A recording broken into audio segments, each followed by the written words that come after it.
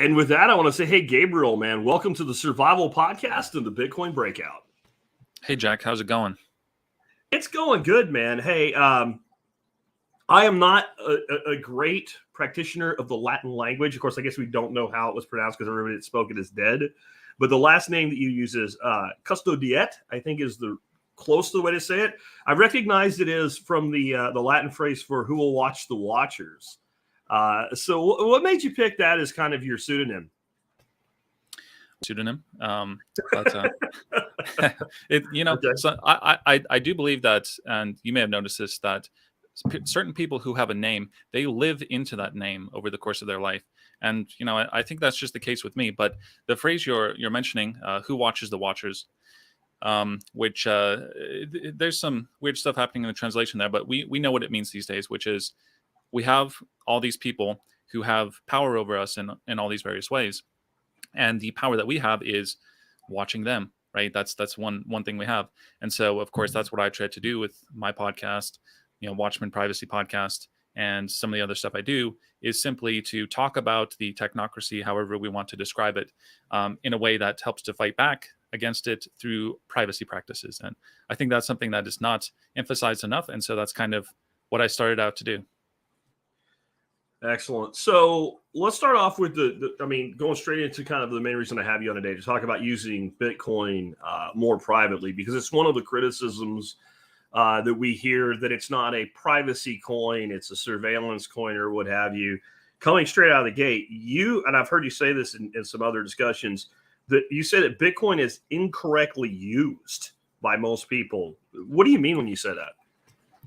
Yeah, so of course, the first thing I'm talking about is not the 99% of people who are using Bitcoin through a KYC exchange, right, such as Coinbase.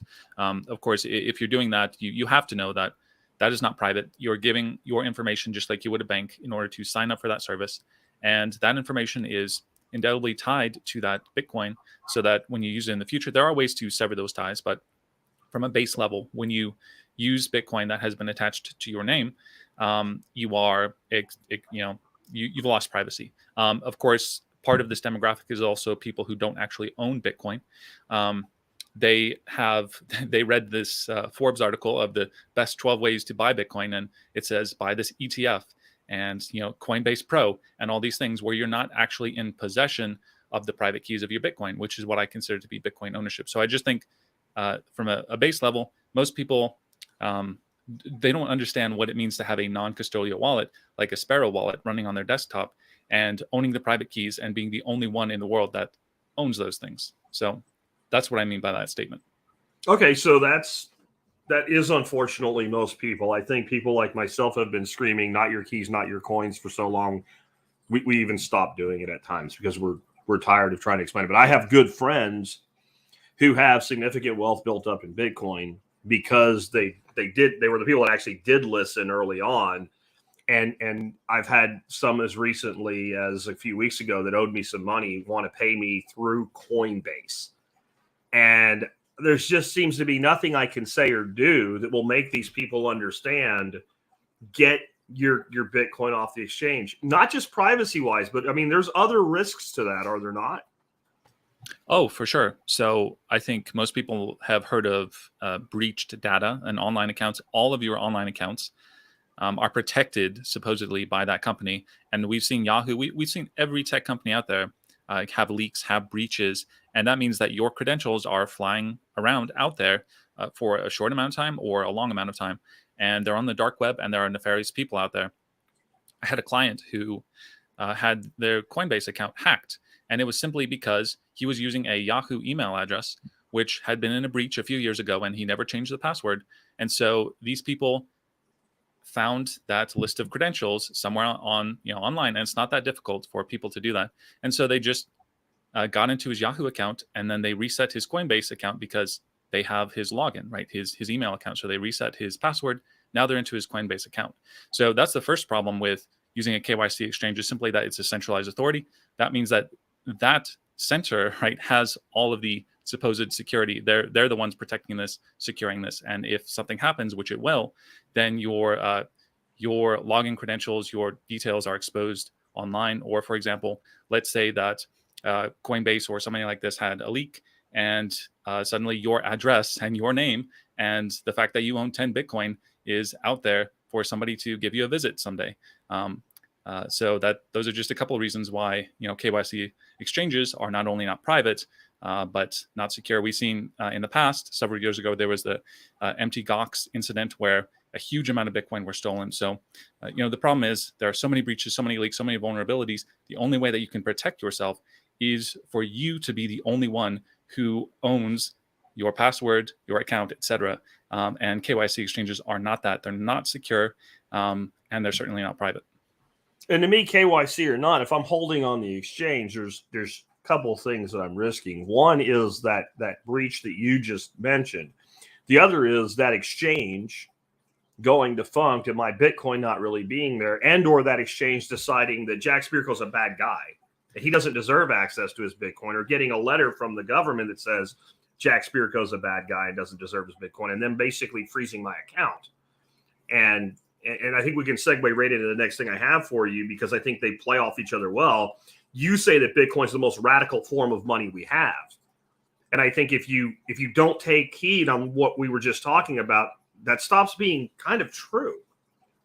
Oh, totally. Completely. Yeah. So if you want to use Bitcoin as a radical form of money, you have to actually own your Bitcoin. So you have to have your Sparrow wallet, or whatever wallet you're using, and actually have the private keys actually possess your Bitcoin. As you said, we've seen there's so many examples. I keep a running list of this, of the people who are censored, we've seen PayPal do this, right? If you're using Coinbase as your Bitcoin ownership, if you're trusting Coinbase to own the Bitcoins for you, is the best way to put it, then of course Coinbase can play their politics. They can delay sending your Bitcoin to a self-custodial wallet that you have designated, right? They can delay things for security reasons and all kinds of stuff, and they can outright censor you.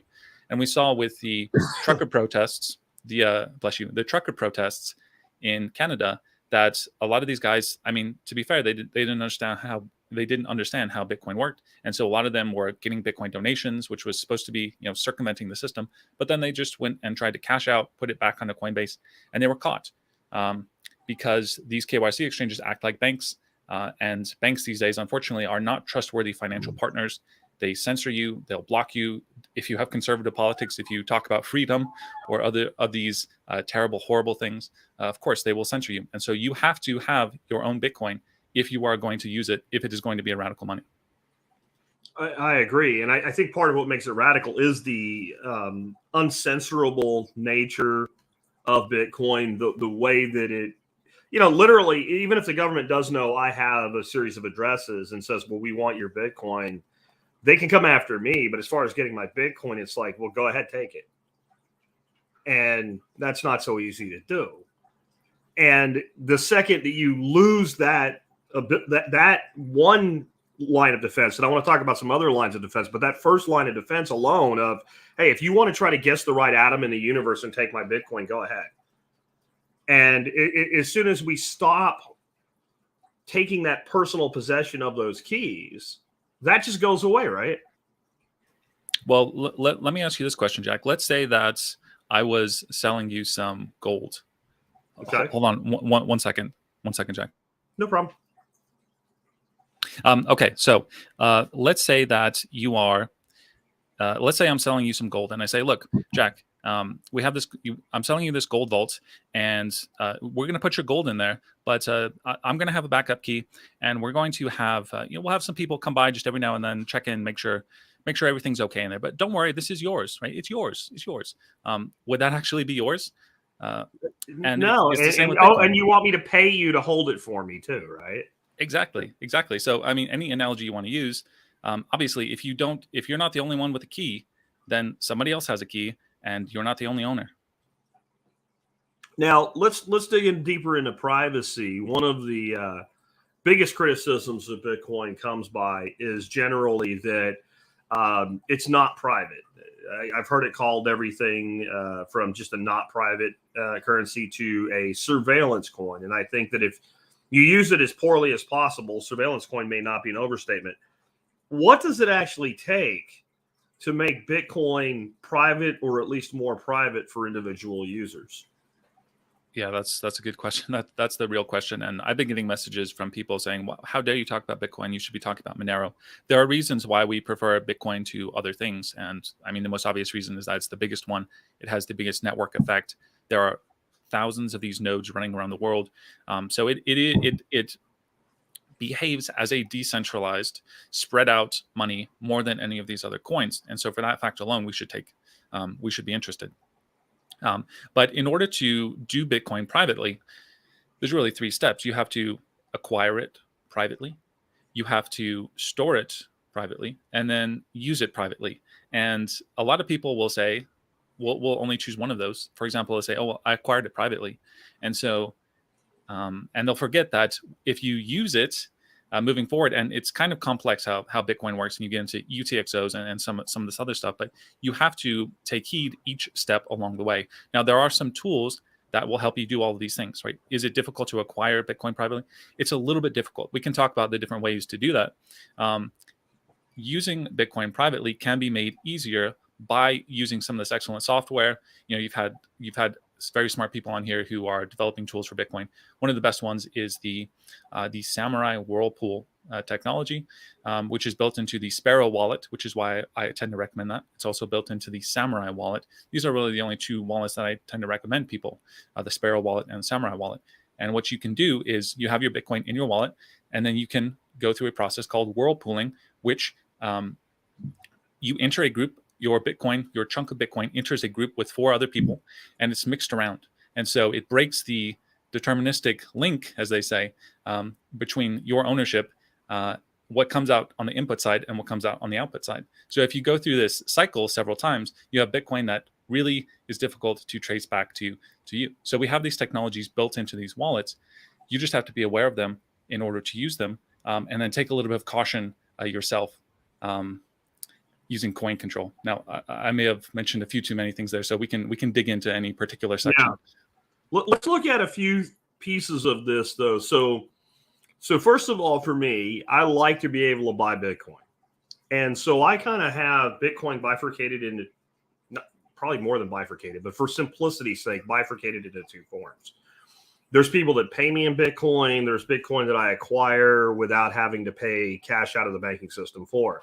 And it goes into one group of buckets that I try to manage independently on their own UTXOs and their own wallets, away from Bitcoin went down. I have some extra cash flow this month. I want to buy $500 worth of Bitcoin. I'll grab it on Strike. I do some things with that we'll get into it. I don't know that it's actually helping me at all. But I don't want to give up the ability to be able to buy Bitcoin for cash. And at the same time, I want to manage Bitcoin privately. And I don't think those 2 worlds go together well. So I've separated them into 2 worlds. Is that a reasonable practice? Yeah, that's what plenty of people do. And one thing we'll mention with that scenario. So first of all, it is difficult to acquire Bitcoin privately, right? That requires you going to an ATM, or finding somebody who has Bitcoin that's willing to accept a good or service, or cash, which is not that easy. Or going through one of these online peer-to-peer exchanges, where you connect with basically a stranger through a pretty safe method of having an escrow on these websites. So it's not that easy. Like, it's not, oh, I want to buy Bitcoin, bam, it's done.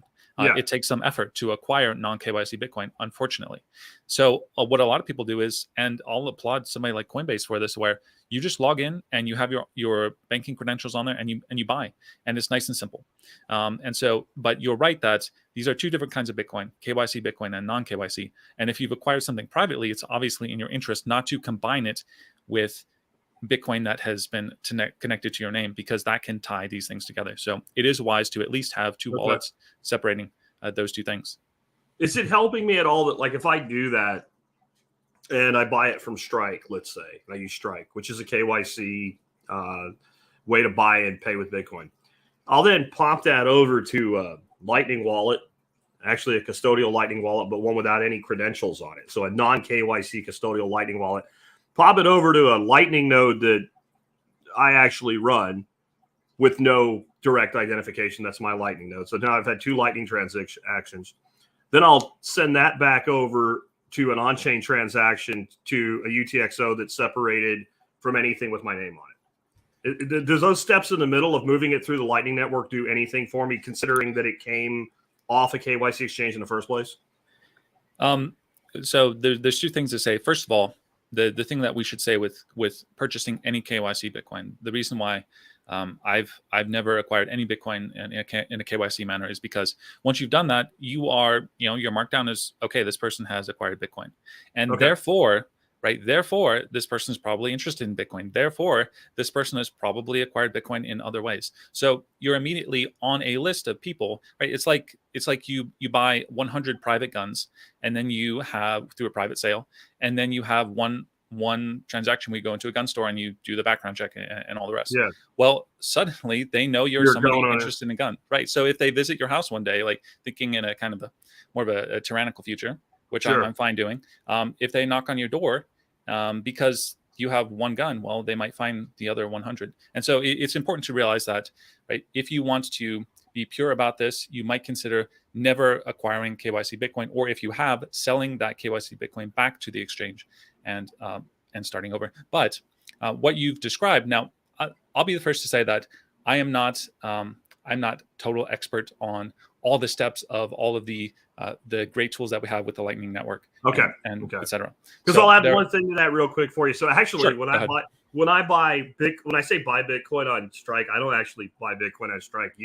You can have dollars in Strike and initiate a Lightning transaction without ever actually purchasing the Bitcoin, and it arrives as Bitcoin on the other side in Lightning form.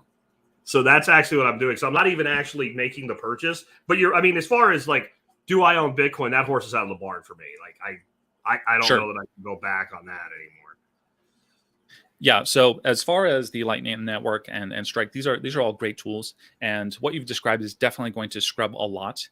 Is that going to be airtight? What I know, Jack, and the thing that I do is I can't spend all my time on Bitcoin. So I kind of boil down to the fundamentals. I can't keep up with all this stuff. So what I do is I tend to trust people I know in the community, and the privacy Bitcoin community is not, they're not particularly enamored of the Lightning Network. And so I could recommend some people to you who could probably explain why that is the case. But I'm not, if I'm using private Bitcoin, I'm not going to be using Lightning. I'm not going to be using Strike. I'm going to be doing other things. But I have no doubt that the method you've described is doing a whole lot. And you have to realize that, right, your adversary is not always the omniscient person, right? There are stages of this. And if you scrub a lot of the process, then you've protected yourself, maybe 99%. So that's also something to keep in mind. So can you talk to people about how to accumulate Bitcoin in an actual self-custodial wallet and what that even means?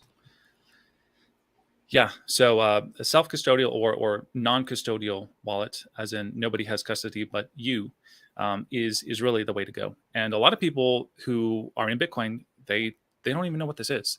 And it's pretty astonishing to me, but fairly understandable given how much we rely on the cloud and the internet and all these other things. And so what I recommend people do is go to search for the Sparrow wallet and download the Sparrow wallet on your computer, Mac, Linux, PC, whatever you're using.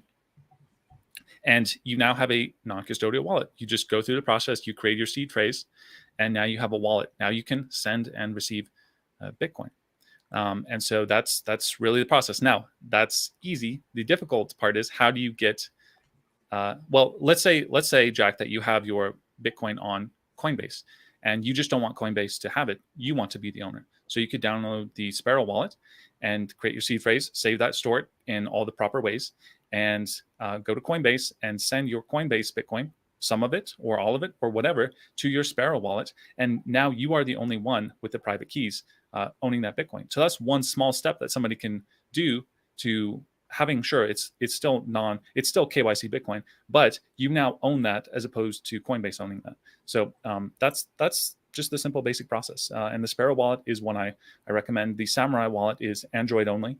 It has some interesting features. If you're really into privacy Bitcoin, then you should get the Samurai wallet. But the Sparrow wallet is great because you can get it on any desktop, and you can have your computer, and maybe it's a computer that's isolated from other of your activities, and you can kind of lock down your Bitcoin life. Yeah, I think one way or another, everybody needs some sort of a wallet where you hold the keys and nobody else does. You have the ones you recommend, and I think they're probably both great wallets. But to me, anything beyond holding on an exchange is better than holding on an exchange. I agree. Yeah. So there are all, Jack, am I echoing, or is that just in my own ears? It's in your own ears. You're good on this end. Okay. So yeah, there are all kinds of wallets out there where you have the private keys, and just kind of research that and make sure that you do own the private keys. And if that is the case, then that is better than a KYC exchange. But if you're doing that, you may as well use a really solid wallet that a lot of people in the hardcore radical, like the true Bitcoin community, use, like the Sparrow wallet. I might get some. I might regret that if something does happen to the Sparrow wallet in the future, recommending it so much. But that's just the easy one to recommend right now. So, can you talk about some of the other privacy tools where you obscure? Because I don't know that we can ever actually make Bitcoin 100% private. What we're doing is a form of obfuscation to create this lack of ability for an adversarial entity to specifically say, I know Gabriel is linked to this address. There could always be a speculation, but if we drop the percentile of assurance down, that's kind of what we're doing. So what type of tools are there to enable that? Yeah, so I'll keep it simple and I'll return to the Sparrow wallet. So you got your Bitcoin, however you got it, and preferably through a non-KYC way, just for example, an ATM. You put that into your Sparrow wallet. Now, when you're running your Sparrow wallet, what you should do is to go to their Whirlpool functionality, and I described that before. You're basically combining that Bitcoin with a group of other people's Bitcoin, and what's being spat out on the other side is there's no certainty that came from your wallet to begin with, right? And during that whole process, it's rather ingenious. The Whirlpool is really the best privacy technology in Bitcoin. You're never losing control of those coins, which is amazing. And so what you can do is you can go through that process. There's a small fee for using the Whirlpool for the first time you use it, but then you can go through additional cycles for free. And so what a lot of people will recommend is to go through 10, 20, 30, 50 cycles of that. Just leave it running on your computer and go through a bunch of cycles. And what you have on the other end are these UTXOs, right? These chunks of Bitcoin that have a tiny, tenuous link to your original contribution to that pool. And so at that point, you can use those Bitcoin to send and buy things. And the next step in this process is what's called coin control, which is that you want to be careful not to combine Bitcoin that you have used in different transactions together moving forward. So the change that you get from a transaction, and you almost always get change from a transaction, Sparrow labels that as, it has its own category for that. That's toxic now. And you should not use that. You should kind of save up and then go through another Whirlpool just with that toxic change. And so you need to be careful. You need to label your UTXOs along the way, and just make sure that you're not combining Bitcoin that you've previously used moving forward. It's a little bit complicated. There's a great video on YouTube that kind of explains what UTXOs are, what coin control is, how to spend privately. If you just search for what is coin control, there's a great video. There's like a penguin icon. That's how you'll know you found the right video. And it's a 10-minute video, and it's just a fabulous visualization of how Bitcoin works. Because when we have in our wallet 2 Bitcoin, what we don't realize is that a lot of times we've accumulated that Bitcoin from various sources. So it says 2 Bitcoin, but it's actually maybe 17 chunks of Bitcoin. And each chunk is a UTXO. So that's its own, it has its own identity in Bitcoin, which can be traced. And so just using the basic features of a Sparrow wallet to kind of go back to basics, you get it into the Whirlpool and you pull it as many times as you can. And then you just label it and be careful how you use it moving forward. And you're doing things pretty well at that point. Let me see if I can ascertain something that might be going on here that is helpful. And that is, I have heard when people use things like CoinJoin, it like sticks out on a blockchain. Really obviously, that's a CoinJoin transaction. And these 5 went in and these 5 came out. And look, all these are pretty close to the same amount of Bitcoin minus a little bit of fee. So this one is now that one. And then we could have a 5-year-old that understands the concept do a low end test where you draw, which one connects to the other side. This seems to obfuscate that a great deal more. The other side of it is, if I'm using this tech, and you keep saying UTXO, so one of the protocols we teach people is every time you do a transaction, use a new address. And that creates all these different addresses or UTXOs. And so I have, let's say, a whole Bitcoin in a Sparrow wallet running this process, this Whirlpool, but it's actually 50 addresses. So when it comes out the other side, it may not be 50 anymore. So it can change that that matching capability. Is that kind of what you're saying there? Yeah. That's how Whirlpool is working. So you put all of your Bitcoin or however much you want into this pool. And what the pool does, the pool organizer, essentially, it takes all of the coin that have been put in there by you and by these 4 other parties, and what it's doing is it's spinning out chunks at the end. It's creating new UTXOs, which are all of the same amount, right? So that makes it more anonymous. They're all of the same amount. It's spitting out. It's creating new UTXOs and spitting them out all of the same quantity. So that's kind of how it's working. Gotcha. Okay, that actually makes a lot of sense. Now, is there a reverse risk here? So one of the things that might happen to somebody who bought a bunch of Bitcoin on, let's say, Coinbase when it was like, I don't know, $500, and then they go through this process and it obfuscates that Bitcoin and now it's all disappeared, is the government might actually claim that you've sold it. And instead of trying to prove you don't own it, you could actually end up in the other situation, like saying you do own it. You see what I mean? Like, is this maybe this process really, like you already said, start with non-KYC Bitcoin. I think if you have KYC Bitcoin, kind of the horses out of the barn is what we say here in Texas. And that may not be the best practice for that particular group of addresses. Explain that one more time, Jack, just so I understand. So let's say that one more time. Yeah, sure. Let's say that I went on Coinbase back in, I don't know, 2014, and I bought a bunch of Bitcoin. I bought a whole Bitcoin at $600. And then I run this process today where Bitcoin's at about 19 grand, and it makes my Bitcoin disappear, right? If there would, one of the risks with this type of analysis that the government's doing, the first vector of attack generally is the IRS. And the IRS could say, Mr. Spirico, we believe you sold that Bitcoin and you owe us tax on $19,000. I could be in an exact opposite situation where I need to prove that I actually still hold that Bitcoin, that I didn't in fact spend or sell it, creating a taxable event. Okay. So maybe the stuff that comes out of that pool in the first place doesn't need to ever go through this process in some ways. Yeah, I see what you're saying. That does make sense. So when you have your Coinbase Bitcoin and you send it to, let's say, your Sparrow wallet, well, there is a trace on the blockchain, which the IRS does analyze, that says, okay, so he put it into an address. They can't tell what address that belongs to, right? That they do not know whether that's a hardware wallet or a software wallet or any other kind of thing. They just know that you sent it to another address. So they might have questions to you about that.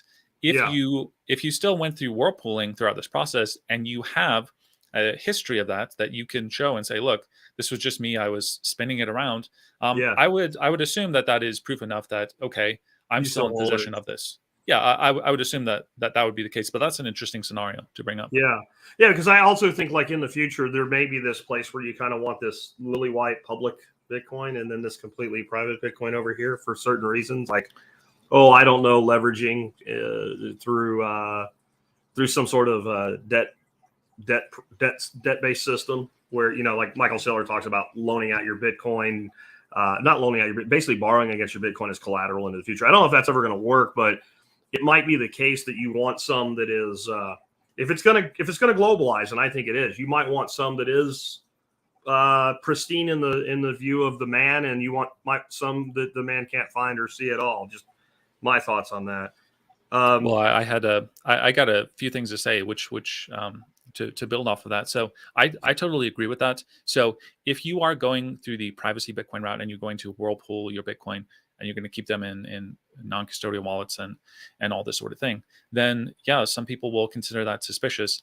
And if they're doing some kind of analysis, let's say you have your Bitcoin and you want it to buy a house in the future, and that particular real estate company, they hire some kind of chain analysis firm to look at the blockchain, and they say, well, look, we noticed some suspicious things, and we're not comfortable with any Bitcoin that has undergone a whirlpooling event, and so we're going to have to deny you that, being able to buy the house. That this kind of activity does happen. There are some exchanges where they refuse to accept Bitcoin that has been coin joined. So this does happen. This can happen. You are in the area of what is called tainted Bitcoin at that point. Now, there's some interesting things that follow from that. First of all, the more people coin join, whirlpool and coin join, these are kind of similar terms here, but the more people whirlpool, the more there is a history of whirlpooling on every chunk of Bitcoin out there in the wild. So at some point, and I hope that point comes, there will be, let's say there's 20 or 30% of Bitcoin. You can't do it because it would kill your own business, right? Exactly. Just like VPN discrimination today. The more people use VPNs, the more companies say, well, look, we can't just block VPNs because we're cutting off 20 or 30% of our customers. So there's that argument of just stick with it, just keep going. There's the argument that companies are going to just be welcoming of Bitcoin more generally for that reason in the future. But sure, it might be wise if you have plans to use Bitcoin in the future to segment your KYC Bitcoin and say, okay, I'm not going to do anything quote unquote suspicious with that Bitcoin because I have plans for it. And of course, another thing we should say with private Bitcoin is it is more difficult to use that Bitcoin to do investing or leveraging or any of these complex maneuvers that a Coinbase or various other entities make very easy, right? That's the great thing about Coinbase and all of these Bitcoin services is they make it very easy to exchange your Bitcoin, sell it to somebody else, do whatever you want with it. And that's much more difficult to use it as an investment kind of vehicle if you're taking the private route. So what do you say to the person who says, instead of all this complicated crap, why don't you just use Monero, or why don't you just use Pirate Chain, or one of these other fully encrypted cryptocurrencies? And maybe not from an investor standpoint, but from, I have transactions I want to be fully private, so that's what I use for those transactions. Well, I would say use it. Use it. I think what you'll find is that fewer people are accepting these things. Let's say one service that I recommend people is a great kind of free speech service in Iceland, website hosting called Orange Website. If you go to Orange Website, they're not going to accept Monero because Monero is not popular. Bitcoin is popular, so they're going to accept it. So you have a lot more acceptability when you're using Bitcoin, and that's because it's more popular, has a bigger market share, it's more spread out, all these various things, and more people trust it. So I'd say if you can use Monero, use Monero. But I think what you'll find is that there's not as many people accepting of that. And then the next question becomes, well, why don't you, as in Gabriel Custodiet, why don't you promote Monero so we get to the point where more people are using Monero? And I don't know what to say to that question. I tend to tell people to look both into Bitcoin and Monero. And what you'll find is that Bitcoin is just a lot more popular, and therefore there are a lot more opportunities. So one of the ways that Lightning has really kind of been a game changer with just payments is that a person, me, could send you dollars, and the intermediate part of the transaction is actually Lightning, but dollars go in and dollars come out. And we have a word for that in cryptocurrency when it doesn't involve dollars called atomic swaps.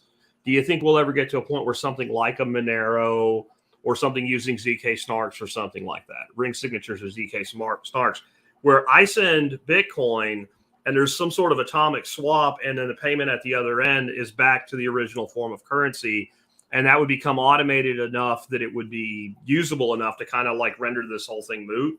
I mean, I know we're not there. Everybody talks about it, but do you think we could ever get there? Yeah, I don't have a strong enough sense of programming cryptography to say for certain whether these things are possible and feasible.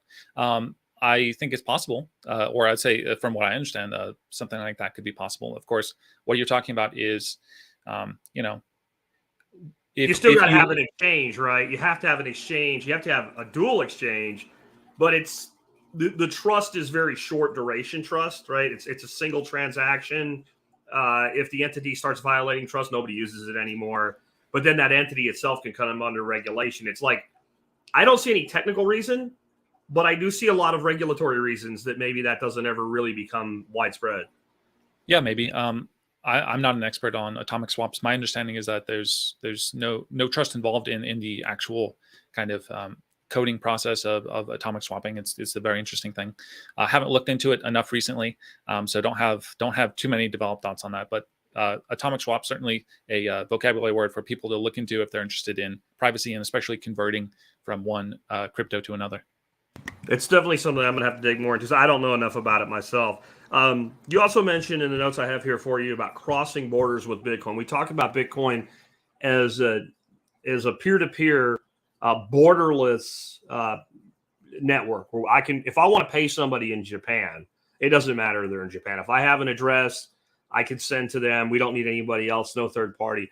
But what about individuals crossing borders with Bitcoin? Are there maybe some things that people should be aware of? I remember way back in the day hearing that people would be like, maybe this to be an example of what not to do, but they were in a Bitcoin t-shirt or they had a Bitcoin patch on a bag or something in an airport, and airport security, because they had no idea what they were talking about, were saying, I want to see the Bitcoins, because they thought they were actual physical coinage. But I think there are things that maybe you wouldn't want to cause to identify you if you were traveling internationally or something like that. Is that what you mean by that?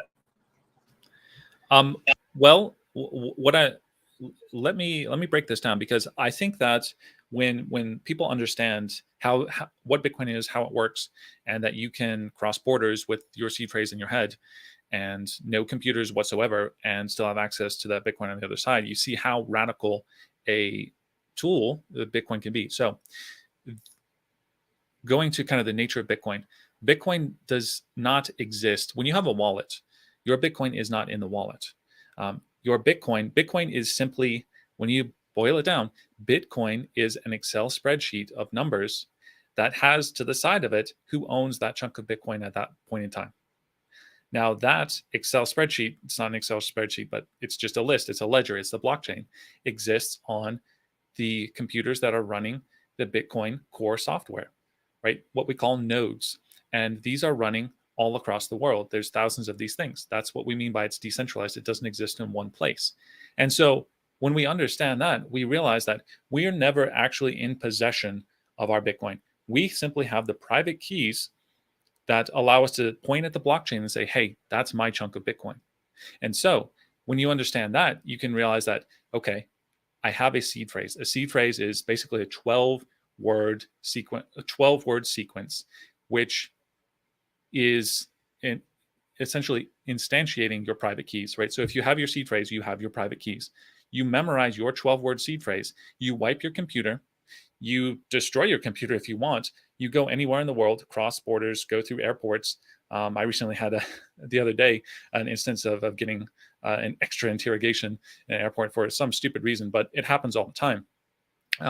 You cross your borders, and on the other side, you find a computer, you download any wallet really, or back to your Sparrow wallet, you can revive that seed phrase on that computer, and bam, there's all your Bitcoin. So that's what I mean by how radical it can be. But just sitting at your home, in terms of paying other people in other countries, Bitcoin is, in the way I described it, it's permissionless. So if you're using your non-custodial wallet, you have your Bitcoin in it, you can send it to any address jack anywhere in the world. And that is amazing. Like, you could send it to people in Russia, you could send it to somebody in China, you could send it to somebody anywhere, right? Try doing that with a bank account, right? Try doing that with a Coinbase account. Coinbase has stopped people from sending crypto to Russia. So that's how powerful it can be. And I just want people to recognize that, and so that they can consider if they want to do that or not, because it's really, really powerful when described in that way. Yeah, and that's why I continue to recommend both KYC and non-KYC exchanges, because, as we talked about earlier, you probably might in the future want some of this, if you have a significant amount of your wealth in it available to do certain things with, that you might want it to be, quote unquote pristine, and you might want some completely private. But it almost shows the futility there Well, Coinbase is going to block transactions to Russia. Okay, so I'm going to withdraw my Bitcoin off Coinbase, which I should have done already, to a non-custodial wallet. Then I'm going to send it wherever I want to. And I want to kind of get your opinion on, like, what are your thoughts on, like, running your own node and taking complete and total self-custody of things? Right. So, and one thing that we should mention in your scenario there is, okay, we send the Bitcoin to somebody who also has a non-custodial wallet in Russia. What are they going to do with that? Right. If you can't get it back onto a service, you're a little bit limited in what you can buy. I already described some things, like you can buy website hosting, you can buy a VPN with Bitcoin. There's all kinds of digital stuff you can buy. There's a great website called bitrefill.com. You can actually buy gift cards with Bitcoin. That opens up a ton of doors. I don't think that's available in Russia, I would guess. So there are some problems getting back into the service economy when you have your Bitcoin on a non-custodial wallet. But to go back to the other point you were mentioning, which is Bitcoin nodes, I think I have a great episode kind of breaking down what a node is. Just search on YouTube or wherever for Bitcoin nodes and privacy. And what a node is, as I described, is a node is simply a computer that is running the Bitcoin core software.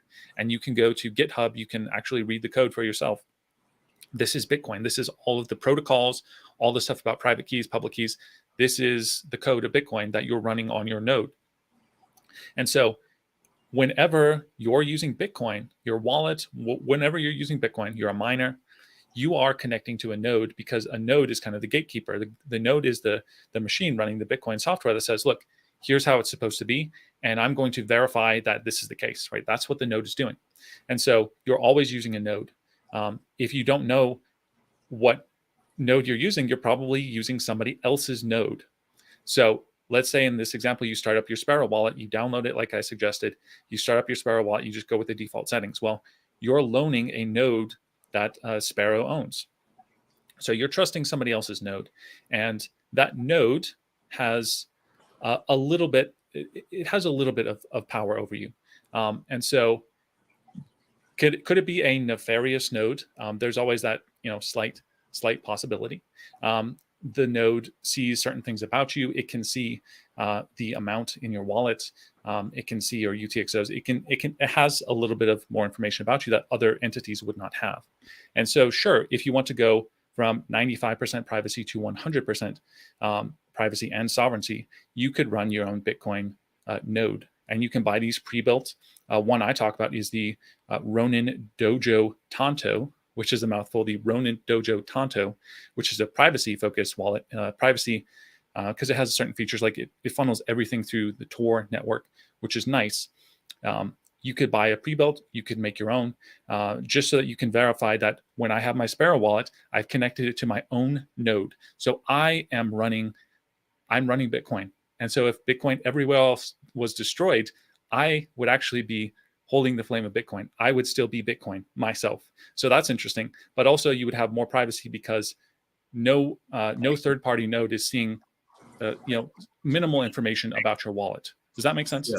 No, it makes perfect sense. That's why I kind of brought it up. I think the other thing that you were hitting on there with, you don't actually hold your Bitcoin, you hold your keys. I've said for a couple of years now, and I never had a good way to make the mind of the person that doesn't get what I'm saying understand it, that there is no Bitcoin in your wallet. I actually think wallets maybe not a great term to use, but it's the term we have, and there's been a movement to change it. It's not going to happen. Let's accept it. So I think one of the ways to help people understand, well, if my Bitcoin's not in my wallet, what is in my wallet? Your wallet holds your keys. The blockchain holds all the Bitcoin. And I think if people can make that mental shift, a lot of the things that you're talking about, or that I talk about, or my other guests talk about, starts to make a lot more sense. There has to be, because if we're going to call it a wallet, there has to be something in there. Well, it's the keys that are used to sign transactions on the blockchain. All the Bitcoin exists in the blockchain. And it doesn't even really exist. It's just there is no Bitcoin in a way. It's just there's a ledger, and Bitcoin is the primary unit of account. And then we break that down into, 100 million Satoshis per Bitcoin, so that we can keep track of which address transacted with what's address. And then we know for a fact that we'll call my address Jack and your address Gabriel, that Jack sent Gabriel 0.25 Bitcoin, and that 2.25 is accounted for, and it can't be duplicated. It can't be Control C, Control V. But both of us, all we really hold are keys so that we can make changes on the ledger of the stuff that's on the ledger in our name. And then this is where it gets confuses people. It's not really in our name. It's we have a particular account, not account number, a particular address that we can modify. Does that make sense?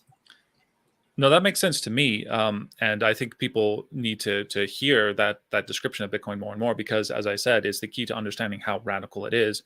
You don't. I talk to look. I love all the people who are developing things in Bitcoin, and I've interviewed a lot of them on my podcast, and I think it's fantastic. But for example, there is what's called a hardware wallet, right? And this is a physical, it's a physical thing that you have, and it's, in my opinion, it gives the illusion that this thing holds my Bitcoin, right? It's a physical thing, because what people want, they want something real, right? They want something physical. So it gives the perfect illusion that this is, my Bitcoin is in here.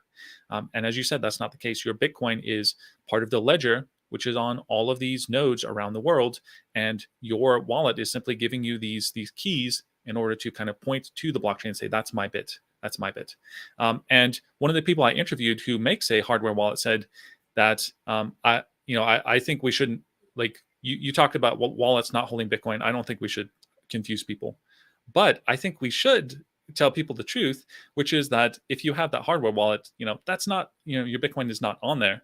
That is, you could destroy that device and still have access to your Bitcoin as long as you have your seed phrase. And so there is an incentive to promote the idea that wallets hold Bitcoin, but there are reasons to avoid that simplicity, because, as I said, if you just remember your seed phrase, you could destroy every wallet you've ever had. You could destroy your hardware wallet. You could destroy your computers. And as long as you have that seed phrase, you can go anywhere in the world and resuscitate your Bitcoin wallet and have access to it. That is the power of the blockchain. It doesn't exist with you. It exists around the world, and you can tap into it anytime you want, as long as you have the private keys. I think one of the most empowering things a person who's new to Bitcoin can do is, I don't even care the wallet you do this with. We're talking about small amounts, 25, 50 bucks worth of Bitcoin. Set up a wallet and use that wallet to manage that 25 to 50 bucks worth of Bitcoin. Get a totally different wallet, use your seed phrase, and restore a totally different wallet with the same amount of Bitcoin. So your brain goes click and it locks in, and you understand a couple things. One, that you have that power, but two, the absolute necessity that phrase does not get in anybody else's hands. Because I don't need it, and I think this is what people don't understand. I don't need to know what wallet you used. I don't care what wallet you used. If I get your seed phrase, anything that seed phrase is the unlock for, I can take and move anywhere I want. And there's nothing you can do to ever get it back. But if you have it, there's nothing anybody can ever do to take it away from you, as long as you don't give it up. And I think that people have a hard time getting there, because I get questions all the time. I was using XYZ wallet and I need to restore it. And do I need to use the same? No, as long as you have the seed phrase, you can get that Bitcoin back. And that is kind of radical. Oh, absolutely. Yeah.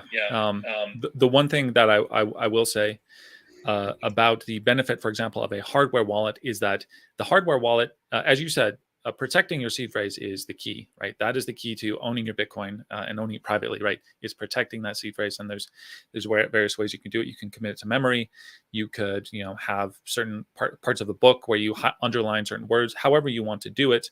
In my Bitcoin course, which I'll mention later, my co-producer sort of talks about kind of memorization techniques, right? There are you can buy and stamp metal plates that can survive house fires and such. There's all kinds of ways to protect your seed phrase, because that is the most important thing at the end of the day, as I said. But I will say one thing for hardware wallets. The benefit of a hardware wallet is that it is a device. It's a little computer that when you start it up, it is going to generate a seed phrase for you that has never, on a device that's never touched the internet. And at some point you will have to connect the hardware wallet to a hot wallet, right? A wallet that's actually connected to the Bitcoin blockchain in order for you to use it. But even when you do that, it's using partial information. So that's the ingenuity of hardware wallets. Not to be underestimated. It's not storing your Bitcoin. It is allowing you a separate device that has created a seed phrase unconnected from the internet. So there are some security practices, is what I'm saying. When you generate that seed phrase, do it on a clean computer or do it from a hardware wallet. That's.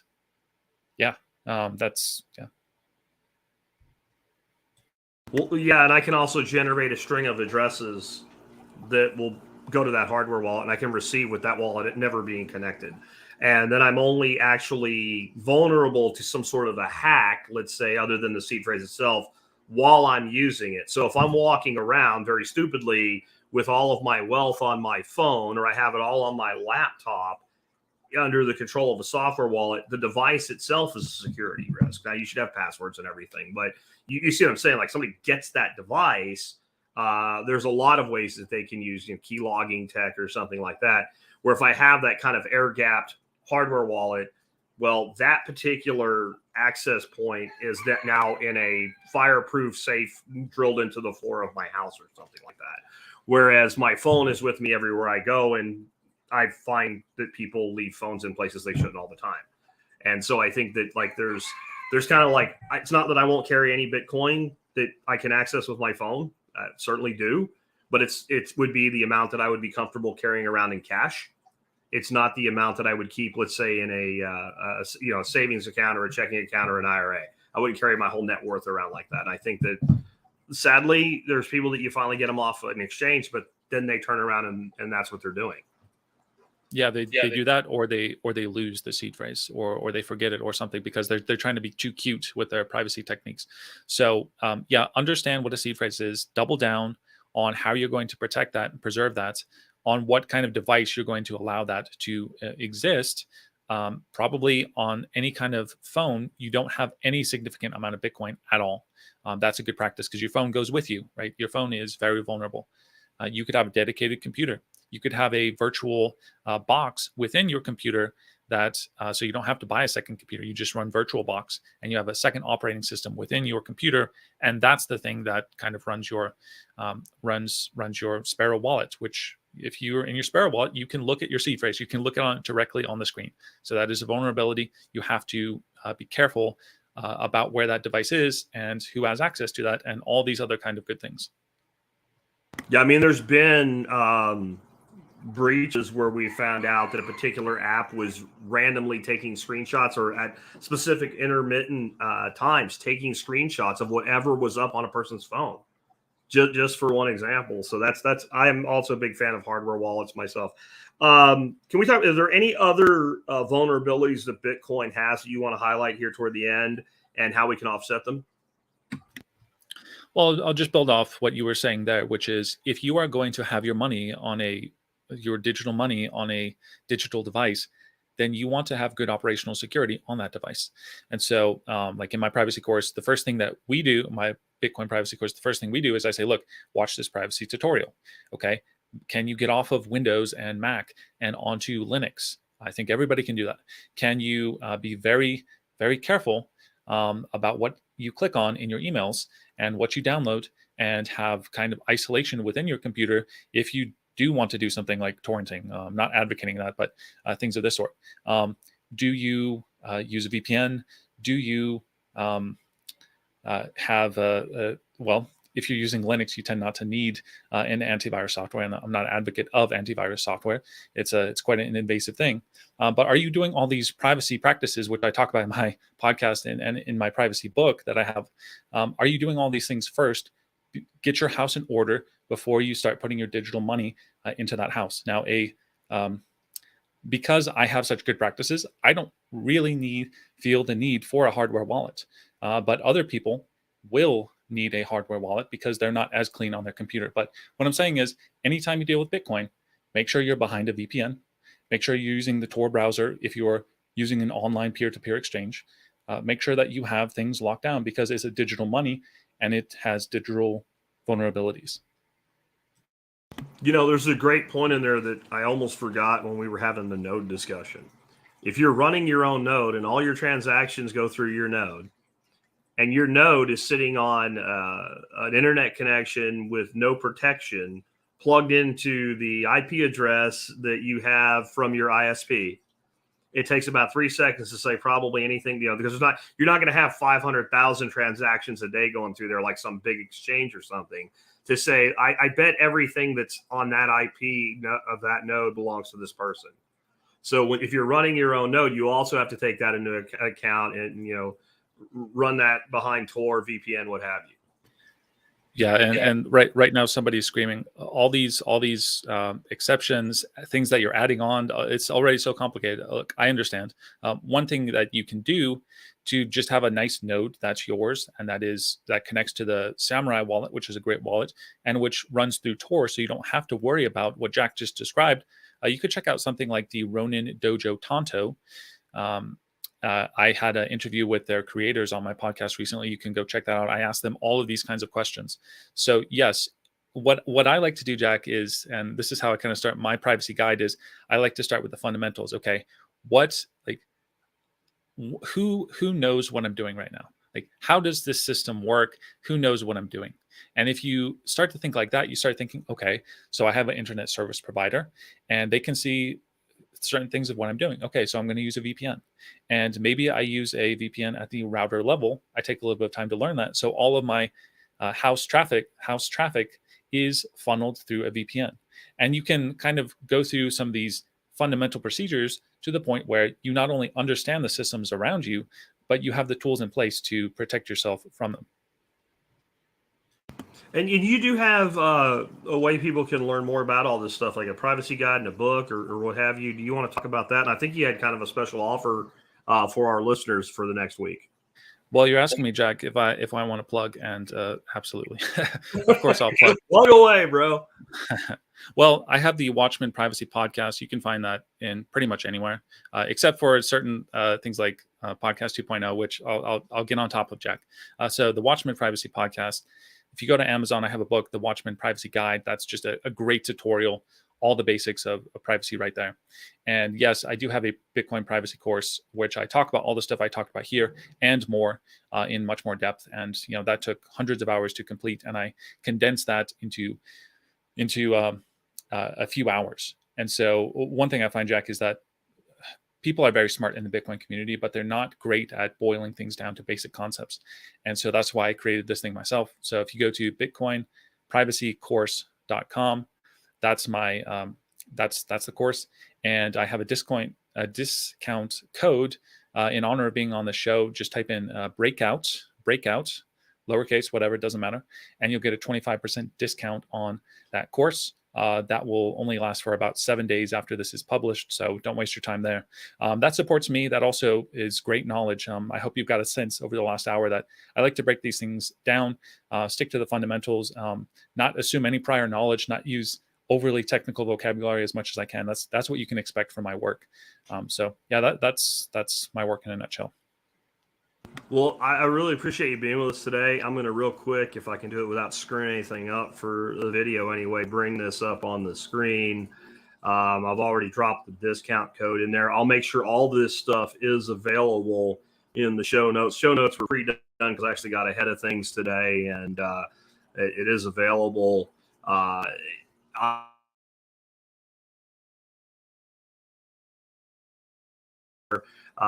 Bitcoin breakout and the Bitcoin breakout either way, and look up today's episode. And I do have everything from Gabriel that he sent me in the show notes today. And man, I really appreciate you being with us.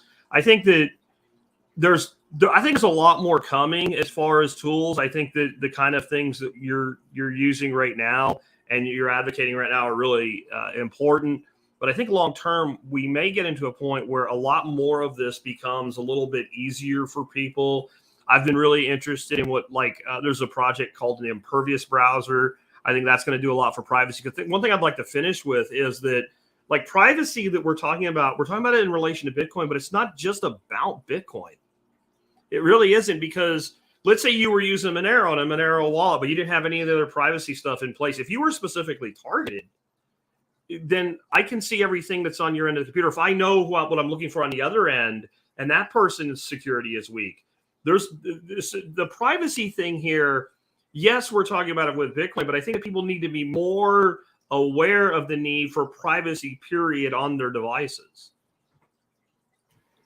Well, you're preaching to the priest, not just the choir, my friend. But no, I totally agree. I think that you were saying before we started that you think that you've reached a point where there's too much out there for you. There's nothing can be done. I think there's always something that can be done. I think that the people who know things about you are not the same group of people, and so you can continue to expose more and more about yourself if you to additional new parties. And so there's always a point where you can start practicing privacy. You can start learning and using VPNs, learning to be minimalist. One thing I'm skeptical of, you mentioned like new, easier technologies in the future. Anytime something is easy, I do fear that people lose touch with the fundamentals of how that works. That's one reason why the Bitcoin privacy community, they don't, like the hardcore community, they don't use Lightning whatsoever at this point. They have their own reasons for that. I can't speak to that. You should definitely have. I can recommend some people who can talk about that. But no, totally right. Protect your privacy. I mean that's fundamental, right? The fundamental essence of reality is that we each have a private mind, and we let certain things in, but we have to be aware of what those things are that we're letting in. And private property is an extension of that basic fundamental essence of reality. All the things that are ours need to be protected, and privacy techniques, whether that is keeping your address off of public records, using a VPN, using all the fabulous software that is out there, using encryption, using a password manager that's offline, using more and more offline software, learning to use and love Linux, which doesn't have a lot of the spying that Windows and Mac has on it, learning not to use your phone so much. And when you do use your phone, use better apps on it, and acquiring that phone privately and acquiring your SIM card for that phone privately. There are all kinds of things that you can do. And as I quoted when I was talking to you at the beginning, Jean-Paul Sartre says, it's never too late to make yourself out of what you've been made into. No, I would agree with that. And what I was talking about when I said it's too late for me to pull that horse back is more along the lines of, as the host of this show, as a media personality, I could immediately tomorrow decide I am some other name and put a dark screen in front of me, and survival podcast in my 15 years of work is pretty much known. But I completely agree with you on as far as bleeding your privacy and using proper tools. We're, one of our show sponsors is Start9 Embassy's servers. That brings a lot of privacy tools into play as well, along with the ability to run completely decentralized your own node in a little box. And I think we're going to move more and more in the right direction. And anyway, man, I appreciate you being with us today. Again, the website, watchmanprivacy.com. Gabriel also, again, has his own podcast. He has this great instructional that teaches you how to do a lot of this stuff with that discount code breakout for the next week. Links in the show notes. Man, thank you for being with us today, Gabriel. Thank you. And remember, Privacy Technique 101, do not be the host of a podcast. I think that's probably right. Thanks again, man. Thank you.